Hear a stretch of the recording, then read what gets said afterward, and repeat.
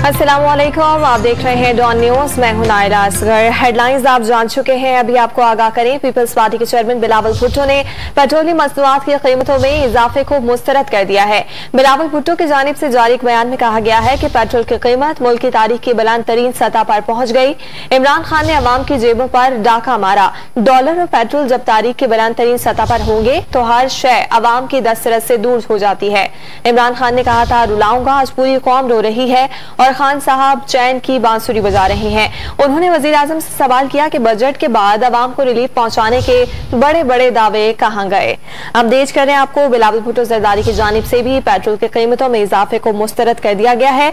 इस सिलसिले में उन्होंने कहा कि इमरान खान ने कहा था, रुलाऊंगा, आज पूरी कौम रो रही है। बिलावल भुट्टो की जानिब से जारी बयान में कहा गया कि पेट्रोल की कीमत मुल्क की तारीख की बुलंद तरीन सतह पर पहुंच गई।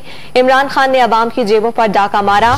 डॉलर और पेट्रोल जब तारीख की बुलंद तरीन सतह पर होंगे तो हर शय अवाम की दस्तरस से दूर चली जाएगी। उन्होंने कहा कि खान साहब चैन की बांसुरी बजा रहे हैं और वजीर आजम से सवाल किया है कि बजट के बाद अवाम को रिलीफ पहुंचाने के बड़े बड़े दावे कहां गए।